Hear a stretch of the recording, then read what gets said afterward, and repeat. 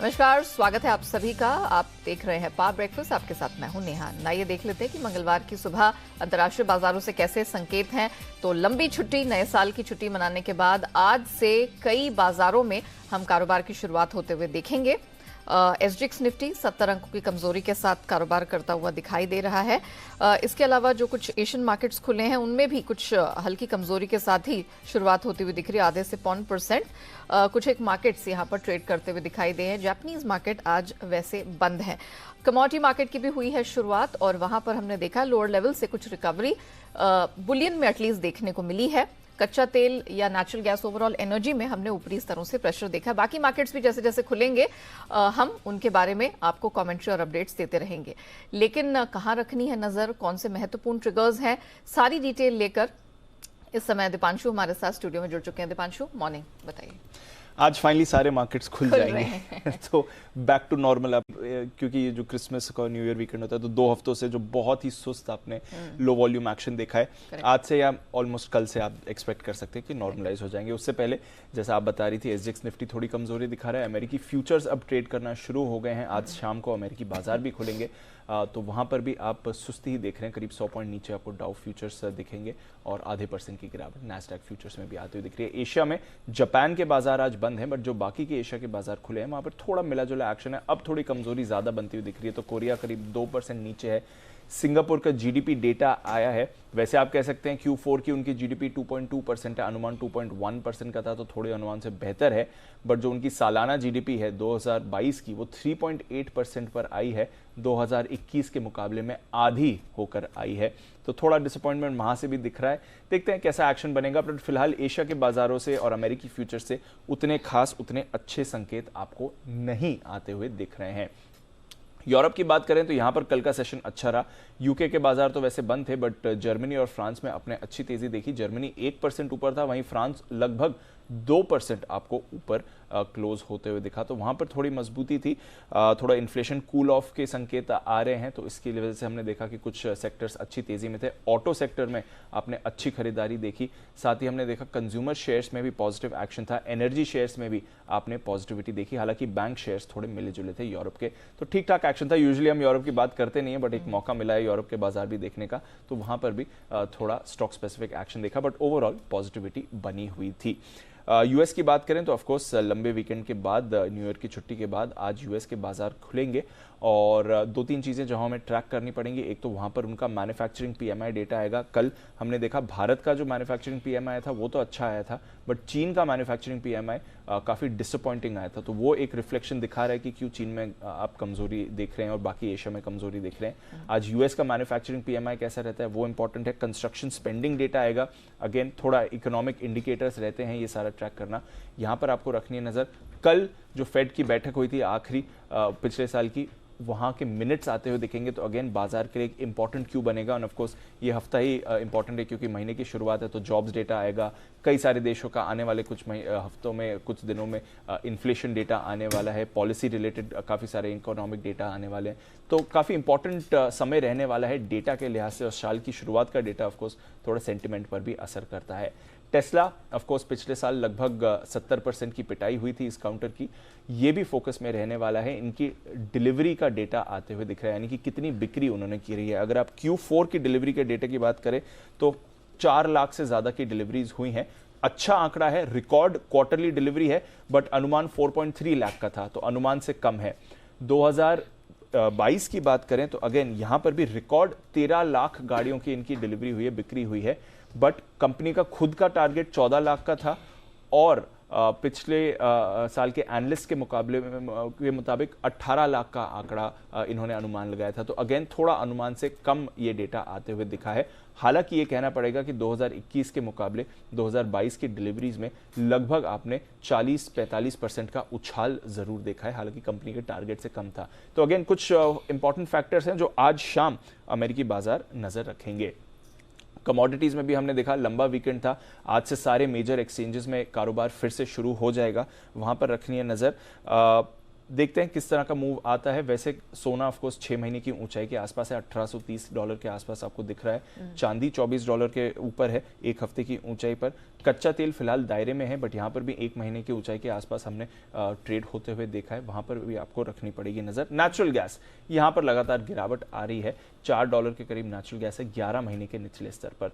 तो हो गया जो भी न्यू ईयर का एक्शन होना था, अब बाजार प्रॉपर्ली ट्रेड करने के लिए तैयार है। फिलहाल संकेत उतने खास नहीं आ रहे हैं, बट देखते हैं कैसे ये डेवलप होता है। ऑफ कोर्स जैसे जैसे मार्केट खुलेंगे, वापस पार्टिसिपेंट्स लौटेंगे, तब हम बेहतर वॉल्यूम देखेंगे और तब एक क्लैरिटी हम दोनों मार्केट्स में बनती हुई अच्छे से देखेंगे। फिलहाल शुक्रिया आपका दीप, वो पूरी डिटेल्स दर्शकों के सामने रखने के लिए। आइए आगे बढ़े, उससे पहले देख लेते हैं कि सोमवार यानी कल संस्थागत निवेशकों की तरफ से प्रदर्शन कैसा देखने को मिला है।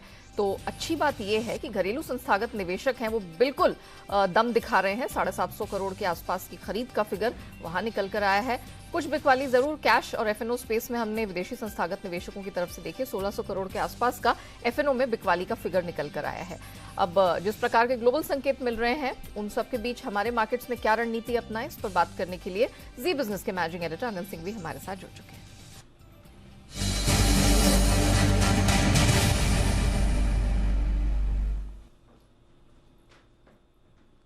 मॉर्निंग, अधिकतर मार्केट्स खुल चुके हैं, कुछ और खुलने वाले हैं। जिस तरह का हमारा प्रदर्शन रहा सर, आज हम कहां से क्यूज लेने वाले हैं और महत्वपूर्ण लेवल्स क्या होंगे? Good morning. यहाँ देखिए संकेत जाहिर सी बात है कि ग्लोबल मार्केट से लेंगे और थोड़ी कमजोरी के साथ जो डाउ फ्यूचर्स ने आज शुरुआत की है, कल देर रात तो थोड़े मजबूत नजर आ रहे थे, लेकिन आज जो कमजोरी है उसका असर आप एसजीएक्स निफ्टी पर भी देख रहे हैं। और उसकी वजह ये कि कल भारतीय बाजार अच्छा खासा बढ़ चुके हैं और जो हाई रेंज है 8200 के आसपास की, वहां पर बंद हुए सप्लाई जोन के नजदीक। तो इस वजह से आप थोड़ा शार्प रिएक्शन देख रहे हैं एसजीएक्स निफ्टी में।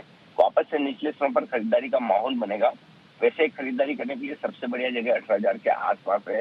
पहला सपोर्ट जो बाजार लेने की कोशिश करेगा निफ्टी पर वो 18,065 से 18,100 की रेंज का होगा।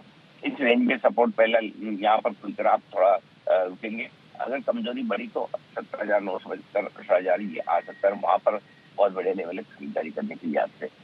ऊपरी स्तरों पर 18,250 18,300 वो रेंज है जहाँ पर आपको प्रॉफिट बुकिंग और बिकवाली दोनों आती हुई नजर आ सकती है। जहाँ तक बैंक निफ्टी का सवाल है, 42,200 के आसपास कल हम बैंक निफ्टी पर बंद हुए। तो पहला अहम सपोर्ट है वो 42,825 से लेकर 42,950 की रेंज में। इस रेंज को होल्ड करने की कोशिश बैंक निफ्टी करेगा। इसके नीचे जाने की संभावना काफी कम है। अगर गए तो 42,625 के आसपास बड़ा मजबूत सपोर्ट बैंक निफ्टी में आपको नजर आएगा। ऊपरी स्तरों पर अगर आप बैंक निफ्टी में देखें तो 43,375 से 43,500 ये वो रेंज है जिसे पिछले 3 दिनों में हम अटेम्प्ट कर रहे हैं, लेकिन उसको पार नहीं कर पा रहे हैं। और आज भी यही रेंज आपके लिए बिकवाली का और रुकावट का काम करेगी। तो हायर साइड पर इस रेंज को फोकस करना है। फिलहाल हमारे पास अपने संकेत कम है, ऐसे में हम ग्लोबल मार्केट्स और स्पेशली अमेरिकी बाजार या फ्यूचर्स जिस तरह से ट्रेड करके उसके दम पर संकेत लेने की कोशिश करेंगे। तो डाउ फ्यूचर्स पर आपको नजर रखनी है और वहां पर अगर किसी तरह का सुधार नजर आता है तो भारतीय बाजार फिर से रिकवर करेंगे। और अगर वहां कमजोरी रहती है तो फिर भारतीय बाजारों पर थोड़ी सी प्रॉफिट बुकिंग दबाव देखने को मिल सकता है। इंपॉर्टेंट सपोर्ट लेवल के आसपास फिर से खरीदारी का मौका मिलेगा जो 42,850 के आसपास बैंक निफ्टी पर है और 18,000 के आसपास निफ्टी में। Valid point sir, thank you so much sir बताने के लिए कि आज करना क्या है। तो क्लियरली सर ने कहा है अंतर्राष्ट्रीय बाजारों पर आपको नजर जमा के रखनी है, डाउ फ्यूचर्स पर नजर रखिएगा, वहां से हमें मेजर क्यूज मिलते हुए दिखाई देंगे।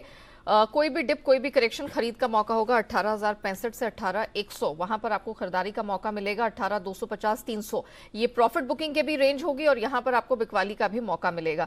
सिमिलरली बैंक निफ्टी 42,825 से 950 ये सपोर्ट रेंज का काम करेगी और अपर बैंड 43,500 तक खिंचता हुआ दिखाई दे रहा है। आइए जान लेते हैं कि ब्रॉडर मार्केट्स के बाद अब खबरों के दम पर किन स्टॉक सेक्टर्स में दिखेगा एक्शन। अरमान हमारे साथ जुड़ चुके हैं। अरमान, मॉर्निंग, आज के महत्वपूर्ण ट्रिगर्स और कुछ एक्शन वाली लिस्ट है आज? बिल्कुल है यहाँ पर।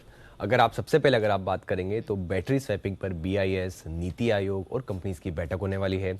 उसी के साथ साथ SBI जहां पर फंड रेजिंग के इंफ्रास्ट्रक्चर बॉन्ड्स द्वारा लगभग 10,000 करोड़ जो है वो जुटाने पर बोर्ड बैठक है। एक्स डेट श्रीराम फाइनेंस पर जहां पर इंटरिम डिविडेंड है 15 का। अब आ जाते हैं खबरों पर आपको सबसे पहले ONGC, ऑयल इंडिया, रिलायंस और ऑयल एंड गैस कंपनीज पर ध्यान रखना होगा, क्योंकि जो घरेलू कच्चे तेल पर विंडफॉल गेन है वहां पर टैक्स जो है वो 1700 प्रति टन से बढ़ाकर अब 2100 प्रति टन हो गया है। और ATF पर भी विंडफॉल टैक्स की बात करेंगे वो 3 रुपए की बढ़ोतरी की है। और डीजल एक्सपोर्ट पर अतिरिक्त ड्यूटी जो है ₹5 प्रति लीटर जो है बढ़ा दी गई है। Nazara Tech, On Mobile, Zensar Technology, इन कंपनियों पर ध्यान रखना होगा कि जो ऑनलाइन गेमिंग के लिए एक ड्राफ्ट जो है वो जारी कर दिया गया है। और ये ऑनलाइन गेमिंग के लिए जो नए नियम है वो फरवरी में जो है नए नियम जारी हो सकते हैं। और उसी के साथ साथ अगर आपको देखेंगे कि यहाँ पे इसमें सेल्फ रेगुलेटरी बॉडी भी होगी और जो नियम का अध्ययन भी करेगी। जोमेटो जहां पर लगातार जो है रेजिग्नेशंस का जो सिलसिला है वो जारी है। गुंजन पाटीदार जो को फाउंडर और चीफ टेक्नोलॉजी ऑफिसर हैं उनका इस्तीफा आता हुआ दिखा है। मारुति सुजुकी उनके का प्रोडक्शन अपडेट है। अगर दिसंबर में कुल प्रोडक्शन देखेंगे वो 18% गिरकर आता हुआ दिखा है। और उसी के साथ साथ कुल पैसेंजर व्हीकल्स की अगर आप बात करेंगे वहां पर भी आपको 17% की गिरावट है। Q3 अपडेट से कई सारे बैंक्स में, जिसमें साउथ इंडियन बैंक जिनके एडवांसेस 18% बढ़कर आए हैं और डिपॉजिट्स में भी 3% की बढ़ोतरी है। कर्नाटका बैंक, वहां पर भी एडवांसेस में लगभग 12% की बढ़ोतरी है। और कासा अगर आप देखेंगे वहां पर भी 10% की ग्रोथ है। CSB बैंक की अगर बात करेंगे एडवांसेस लगभग 26% बढ़कर आए हैं और डिपॉजिट्स में भी आपको 19% की बढ़ोतरी दिखेगी। Mahindra and Mahindra financial services की अगर बात करेंगे तो डिपॉजिट्स डिसबर्समेंट्स की अगर आप बात करेंगे तो डिसबर्समेंट 67% बढ़कर आते हुए दिखे हैं। और उसी के साथ साथ अगर आप दिसंबर में कलेक्शन एफिशिएंसी की बात करेंगे वो 98% पर आती हुई दिखी है। हिंदुस्तान जिंक की बात करें तो वहां पर Q3 में जो इनका मेटल प्रोडक्शन है वो हालांकि लगभग फ्लैट रहा है, 1% ही बढ़कर आते हुए दिखे हैं। और अगर रिफाइंड लेड प्रोडक्शन की बात करेंगे वहां पर आपको 1% की कटौती दिखेगी। और अंत में डाबर इंडिया, जहां पर जो बादशाह मसाला में 51% हिस्सेदारी जो खरीद की प्रक्रिया है वो पूरी हो चुकी है। और इस हिस्सेदारी खरीद के बाद अब बादशाह मसाला डाबर इंडिया की सब्सिडी बन जाएगी। चलिए, तो ये वो खबरें हैं जिनके दम पर इन चुनिंदा स्टॉक्स में, सेक्टर्स में दिखेगा एक्शन। शुक्रिया अरमान, वो पूरी डिटेल्स दर्शकों के सामने रखने के लिए। आइए अब जान लेते हैं आज की ट्रेडिंग कॉल्स कहां से आ रही हैं। Choice broking, IB real estate, खरीदारी की सलाह है। इस स्ट्रैटेजी में स्टॉप लॉस आपको ₹80.50 का लगाना है, ₹87.20 के टारगेट के लिए। अब बारी आती है अनराठी सिक्योरिटीज की। टाटा मोटर्स खरीद के चलने की सलाह है। इस खरीदारी की रणनीति में आपको स्टॉप लॉस 383 का लगाना है, टारगेट 415 का मिल जाएगा। लास्ट ट्रेडिंग प्राइस ₹395 के पास का था।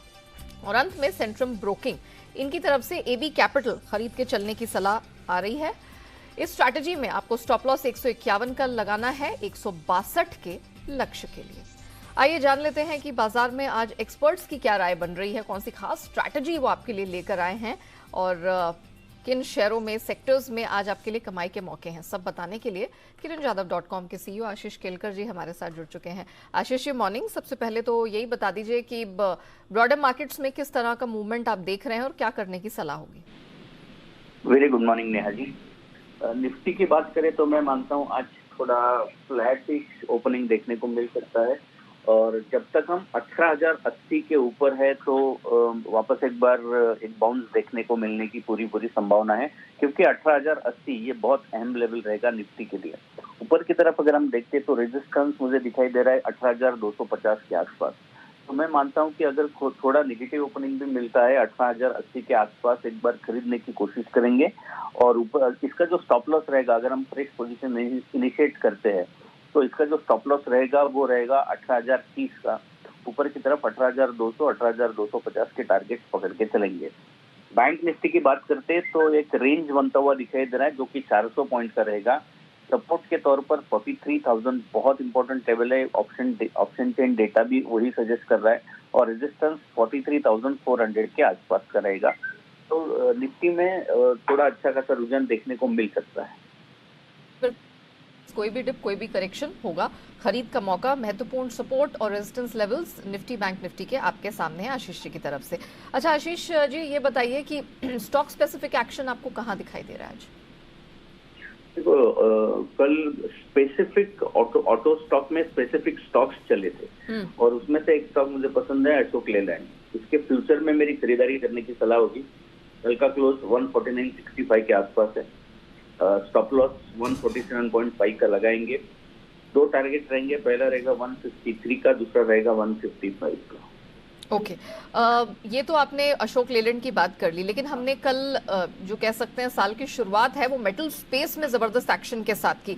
Of course iron ore steel से जुड़ी खबरें थी, Tata steel, Hindalco, JSW steel, ये टॉप गेनर्स की लिस्ट में शामिल रहे और Nifty metal all time high का स्तर छू चुका है। मेटल वाला एक्शन आज भी दिखेगा? यस, डेफिनेटली मेटल वाला एक्शन जो है वो आज भी दिखेगा। कुछ मिड कैप स्टॉक्स रहेंगे कि जो परफॉर्म करेंगे और फ्रंट जो रनर्स है वो भी अच्छा खासा आज भी परफॉर्म करते हुए दिखाई देंगे, जैसे कि हिंडाल्को है, जेएसडब्ल्यू स्टील है, नेशनल एल्यूमिनियम है। तो ये सारे स्टॉक्स अच्छा परफॉर्म करते हुए देखेंगे। लेकिन मैं मानता हूँ कि आज थोड़े से फाइनेंशियल स्टॉक्स और ऑयल एंड गैस सेक्टर भी थोड़ा सा लाइमलाइट में आता हुआ हम देख पाएंगे, तो उनकी तरफ भी ध्यान देना चाहिए। ओके तो फाइनेंशियल्स के अलावा कमोडिटी स्पेस के जो स्टॉक्स हैं, मिसाल के तौर पर मेटल्स और oil and gas, energy space, यहां पर खास फोकस रखिएगा, यहां अच्छा बस दिख सकता है। Ashish ji, thank you so much हमारे साथ जुड़ने के लिए, बताने के लिए आज कहां है इक्विटी स्पेस में कमाई के मौके। आइए अब बारी आती है कमोडिटी बाजार की, और यहाँ पर रणनीति समझाने के लिए केरिया कमोडिटीज के अजय केरिया हमारे साथ जुड़ चुके हैं। अजय जी मॉर्निंग, बहुत स्वागत है। सबसे पहले तो सोने चांदी से ही शुरुआत करते हैं, क्योंकि साल की शुरुआत इन्होंने अच्छे नोट पर की है। सोना 6 महीने की ऊंचाई पर है, चांदी ये भी $24.5 के इर्द गिर्द है। तो जरा बताइए, हमारे मार्केट में खरीदारी का रुझान बन रहा है? Very good morning Neha ji, आपको और सभी दर्शकों को नव वर्ष की शुभकामनाएं। आपको डेफिनेटली 2022 भी काफी शानदार रहा सोने चांदी का, आज भी अच्छा लग रहा है और आगे भी अच्छा लगता हुआ दिखाई देगा। बट ये हफ्ते के अंदर हम जानते हैं कि फेड के मिनट्स आने हैं, वो थोड़ा क्रूशियल रहेगा। बट अच्छी चीज ये है कि 1820 के ऊपर गोल्ड ट्रेड कर रहा है और चांदी भी 24 के ऊपर है। तो आज पर्टिकुलर इंट्राडे ट्रेड के हिसाब से अगर देखा जाए तो सोने और चांदी में तेजी का ही रुख रहेगा, जहां सोने को 55,000 के पुल बैक पे लेके चलिए, 55,350 से 55,550 तक का लेवल गोल्ड में।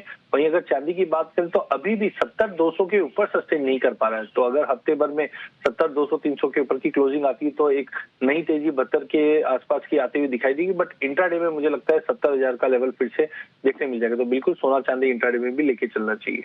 ओके, एनर्जी स्पेस, और सबसे पहले तो कच्चे तेल पर ही फोकस कर लेते हैं। इस पे क्या व्यू बन रहा है, क्योंकि हम लगातार देख रहे हैं कि पूरे साल जो एक स्ट्रेंथ $139 के पास दिखा ली, उसके बाद जो चाइना वाली स्टोरी निकल कर आई, उसने कच्चे तेल की कीमतों को कहीं भी बढ़ने नहीं दिया। तेजी आती थी फिर थम जाती थी, और अब फिर से वही नैरेटिव हम नए साल में बनता हुआ देख रहे हैं। कई ब्रोकिंग फर्म्स, बैंक्स हैं, वो ट्रिम करते जा रहे हैं अपना 2023 का फोरकास्ट। कच्चे तेल पर क्या व्यू है? देखिए डेफिनेटली ट्रिम हो भी रहा है, बिकॉज ऑफ रिसेशन फियर भी है। चाइना में भी कोविड रेस्ट्रिक्शंस कभी आ रहे हैं कभी निकल रहे हैं। बट दूसरी ओर अगर हम देखें तो यूएस का एक स्टेटमेंट था जहाँ पे यूएस बोला we will be net exporter for energy product. तो वो कहीं ना कहीं इंपॉर्टेंट है, बिकॉज पिछले 2-3 साल में हमने एनर्जी में कहीं पे भी कैपेक्स बढ़ते हुए नहीं देखा। इन सबको देखते हुए लिमिटेड अपसाइड रहेगी। बट अभी तो मुझे लगता है कि मार्केट जिस ढंग से होल्ड कर रखा है की लेवल्स, जैसे डोमेस्टिक मार्केट पे हम 6500 के ऊपर है, तो वो एक पॉजिटिव। तो आज के लिए 6550 के करीब लेके चलिए, अपसाइड है बट लिमिटेड, कॉशियस 6720 तक का लेवल देखने मिल जाएगा। ओके, तो सिर्फ और सिर्फ इंट्राडे के लिहाज से एक कॉशियस अप्रोच अपनाते हुए आपको खरीदारी करनी है। नैरेटिव अभी भी आप कह सकते हैं अपसाइड के लिए कैप्ड है, जहां तक कच्चे तेल का सवाल है। नेचुरल गैस पे क्या व्यू है? साल भर के निचले स्तर पर इंटरनेशनल और घरेलू बाजार में हम ट्रेड देख रहे हैं, क्या किया जाए? देखिए नेचुरल गैस में ऑलरेडी हमने प्राइजेस के अंदर एक बड़ा फॉल आते हुए देखा। लगभग $4 का सपोर्ट एक साइकोलॉजिकली बन रहा है। इंपॉर्टेंट है, जो जर्मनी की हमने इन्वेंट्रीज देखी थी वो 5 साल के एवरेज के ऊपर है, जिसकी वजह से ये फॉल कंटिन्यू है। बट यूएस में अभी भी फ्रीजिंग सिचुएशन बनी हुई है। तो आई होप कि जैसे हम ये वीकेंड तक पहुंचेंगे तो प्राइजेस के अंदर एक सपोर्ट मिलना चाहिए। डोमेस्टिक मार्केट पे भी मुझे लगता है कि 340-50 का जोन है वो एक सपोर्ट के रूप में आएगा। करंट लेवल से शॉर्ट नहीं करना चाहिए, बेटर वेट एंड वॉच रखना चाहिए। बट आई थिंक वीकेंड से हम बाइंग वापस लौटते हुए देखेंगे। मेटल्स में क्या व्यू बन रहा है आपका? पूरी बेस मेटल में चाइना स्टोरी कंटिन्यू सपोर्ट कर रही है। हमने रिसेंटली थोड़ा पुल बैक जरूर देखा था, पर मुझे लगता है कॉपर पे और जिंक पे नजर रखना चाहिए, क्योंकि इन्वेंट्रीज भी सपोर्टिव रह सकती है। तो कॉपर में 719 पे लेके चलिए 728 के टारगेट के लिए, जिंक के अंदर 269 पे लेके चलिए 274 के टारगेट के लिए। Very well. Ajay ji, thank you so much हमारे साथ जुड़ने के लिए, बताने के लिए कि नॉन एग्री स्पेस में कहां है आज और आने वाले कुछ दिनों में कमाई के मौके। चलिए एक महत्वपूर्ण खबर की तरफ आपको ले चलते हैं। देश में ऑनलाइन गेमिंग को रेगुलेट करने की शुरुआत हो चुकी है। केंद्र सरकार ने ऑनलाइन गेमिंग के नए नियमों का ड्राफ्ट जारी कर दिया है। ऑनलाइन गेमिंग के ड्राफ्ट नोटिफिकेशन को लेकर केंद्रीय राज्य मंत्री राजीव चंद्रशेखर से खास बातचीत की हमारे संवाददाता अमरीश पांडे ने। 26 दिसंबर को नोडल मिनिस्ट्री बनाए जाने के बाद 2 तारीख को यानी कि नए साल में मंत्रालय ने जारी किया है कंसल्टेशन पेपर ऑनलाइन गेमिंग को लेकर। हमारे साथ बातचीत करने के राज्य मंत्री राजीव चंद्रशेखर सर, सबसे पहला सवाल तो ये कि किस तरह के गेम्स इसके रेगुलेशन के अंदर आएंगे और क्या इससे हम स्टार्टअप्स को और प्रमोट होता हुआ देखेंगे? ये रूल्स इन रूल्स का मकसद यही है कि हमारे देश में जो स्टार्टअप्स हैं, ऑनलाइन गेमिंग स्टार्टअप्स हैं, वो ज़्यादा से ज़्यादा बढ़े, हमारे डिजिटल इकॉनमी का बड़ा एक तरह से अंग बने, क्योंकि ऑनलाइन गेमिंग का बहुत ज़्यादा पोटेंशियल है। आप जानते ही हैं, इन्वेस्टमेंट का पोटेंशियल है, इनोवेशन का पोटेंशियल है। काफ़ी सारे स्टार्टअप्स युवा स्टार्ट करना चाहते हैं। हाल ही में मैं 4 दिन पहले एक केरल के एक छोटे से गांव में था और वहाँ पर एक युवा इंजीनियर ने मुझे गेम दिखाया। हमारे कल्चरल बेस्ड एक गेम था और उन्होंने भी पूछा कि ये गेमिंग के रूल्स क्या है। तो मेरे मन में ये जो रूल्स आज हमने कंसल्टेशन के लिए लॉन्च किए हैं, इस रूल्स का मकसद ये है कि एक तरह से प्रेडिक्टेबल लैंडस्केप बनाएं, ताकि जो भी स्टार्टअप स्टार्ट करना चाहते हैं, जो भी लॉन्च करना चाहते हैं स्टार्टअप, वो जानेंगे कि इनका क्या रूल्स होना चाहिए, उनका क्या कंप्लायंस का फ्रेमवर्क होना चाहिए और क्या नहीं करना चाहिए और क्या करना चाहिए। और तो इसमें हमने एक ही इशू पे जोर दिया है कि नहीं करना चाहिए कि बेटिंग नहीं होना चाहिए, ऑनलाइन वेजरिंग नहीं होना चाहिए, और उसको छोड़कर आप कुछ भी कर सकते हैं, गेमिफाई किसी भी इशू को गेमिफाई कर सकते हैं। तो मैं मानता हूँ कि स्टार्टअप्स के लिए बहुत ही एक अच्छा स्टेप है कि हमने एक तरह से लैंडस्केप को डिफाइन कर दिया है और उनके लिए एक steady predictable road map create किया है। पूरे इन्वायरमेंट में हमेशा से चिंता का विषय होता है बच्चे और महिलाएं, उनकी सुरक्षा, तो इसमें कैसे इसको इंश्योर करेंगे?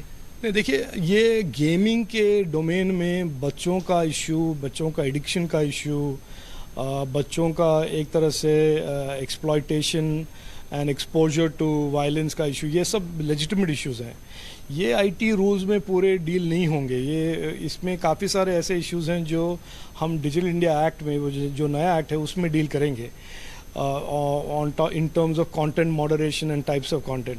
लेकिन हमने ज़रूर एक चीज़ किया है कि एज गेटिंग, यानी कि बच्चों का age mandatorily 18 years and above without consent कर दिया है और 18 ईयर्स एंड बिलो के लिए पेरेंटल कंसेंट हमने मैंडेट किया है। ये लेकिन हमारा एक सजेशन है, ये हम अभी भी ओपन हैं पेरेंट्स के साथ, यंग गेमर्स के साथ भी हम कंसल्टेशन करेंगे, उनके राय लेंगे। अगर वो चाहते हैं कि वो एज को कम करें तो हम उस पर सोचेंगे। अगर वो कहेंगे कि एज को वहीं रखें, वो भी वो तो हम ओपन है ही। तो इस बारे में हम डिबेट करेंगे। कंसल्टेशन का ये एक मकसद ये है कि हम सभी स्टेक होल्डर्स के साथ चर्चा करके ही पॉलिसी फाइनलाइज करें। और इसी के साथ पावर ब्रेकफास्ट में इतना ही। मुझे दीजिए इजाजत, लेकिन ब्रेक के बाद लेकर आएंगे ट्रेडर्स डायरी, जहां आपको मिलेंगे आज के लिए 20 शानदार ट्रेडिंग आइडियाज।